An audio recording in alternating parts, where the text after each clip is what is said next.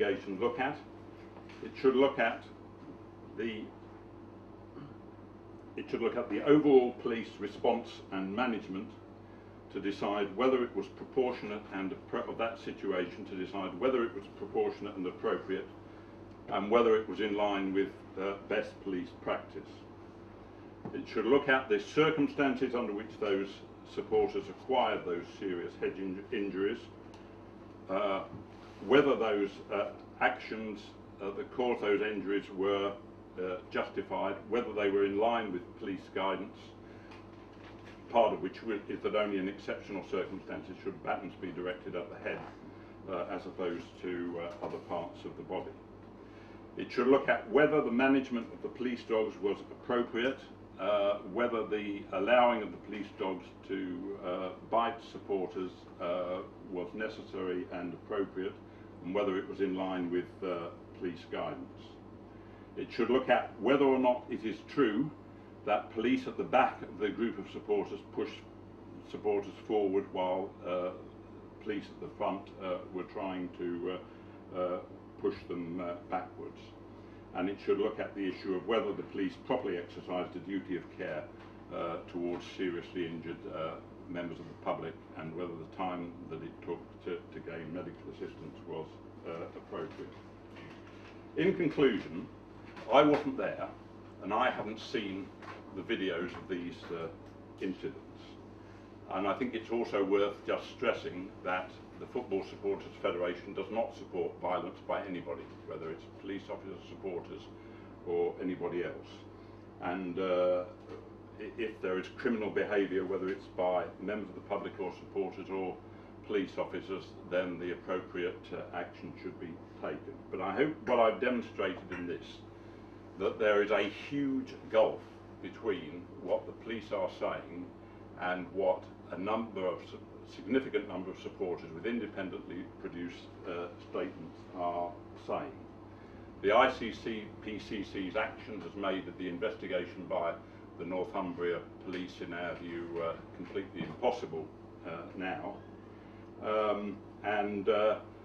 What we all want to do is to get to the truth. This was an extremely serious incident, and it is absolutely essential that we all find out what the truth is, and those of us who weren't there find out what the truth is. That has been made more difficult by the IPCC, but it's not impossible if they bring in another commissioner from another area and another police force to investigate the incident. My final comment is to say that I don't think it is helpful for the Northumberland police to issue edited and selected bits of video. Certain bits of video have now been released. The only way anybody can make a judgment now is that everybody sees the totality of the video evidence, totally unedited, everything that there is. That is, if this thing is going to be conducted at all in the public domain, then it has to be on the basis that everybody can see the totality of the video that's available. And finally, I don't think it's helpful to run local news stories about the injuries to police dogs and to show police officers stroking dogs and saying they're going to be back at work tomorrow and all of this kind of stuff. It appears to be an appeal to people's emotions that is irrelevant to the key issue, which is the investigation of what happened. And quite frankly, it's an exercise which Max Clifford would be proud, and it's not helpful to an impartial investigation of the truth of exactly what happened. A lot of my own professional background is in the health service, where when serious incidents occur, the main focus is finding out exactly what happened. Then all the public comment and reaction comes when a proper investigation has been completed. It seems that the Northumberland police appear not to want to do things, and the IPCC don't want to do things in that way. They want to conduct a different kind of PR exercise on it, which we don't think is helpful. So that's what we're calling for. I've given you what we're calling for and the terms of reference of the issues that we think needed to be looked at. And I thank you for your time this morning. Okay, thank you. Just to add to Malcolm's statement, some of you will be aware that the National Office of the Football Supporters Federation happens to be in Sunderland, which obviously means that we've taken a particular interest in this case. Personally, I am a Sunderland fan. Malcolm is still smarting from Stoke City's defeat last night at Liverpool. However, had this incident happened anywhere in the country, we would have taken great interest in it. The fact that it was in Sunderland doesn't change the way that we've dealt with it. What it does do, though, is it gives us a direct line into Sunderland fans and feelings on the ground.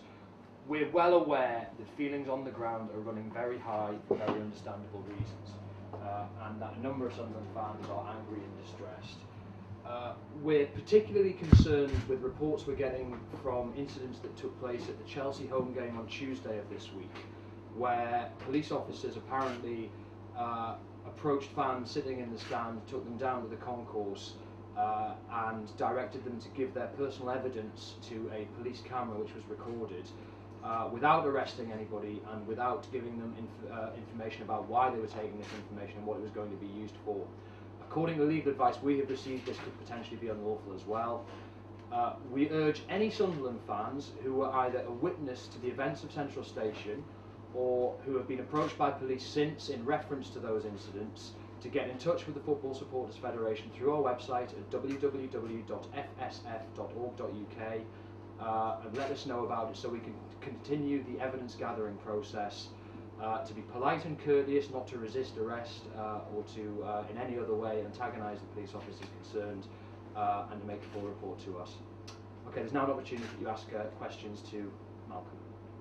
Can I start? You say that you said legal advice has prevented you from putting forward individual supporters or identifying them. It suggests that you're taking some kind of legal action. What is that?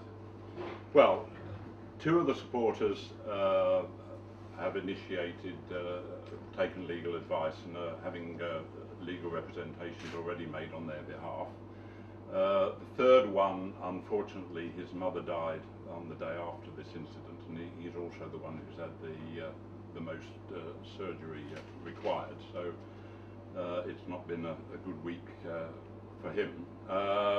We're talking to our legal advisors, and I think we'll have to see the way the situation develops.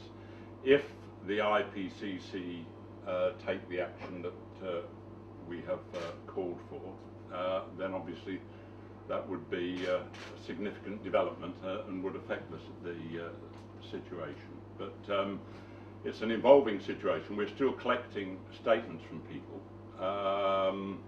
We have a dossier of statements already, and we'll no doubt get more, that we had assumed we would feed into a proper professional investigation by either the police or the IPCC. Now, to some extent, that situation's been totally undermined by the IPCC issuing this press release a few days after the incident without interviewing any of these people and reaching a conclusion on it. So we will have to take legal advice on what happens to all of these statements. I'm not a lawyer, and so I can't give you a more precise answer than that. It will depend on the way that the situation develops.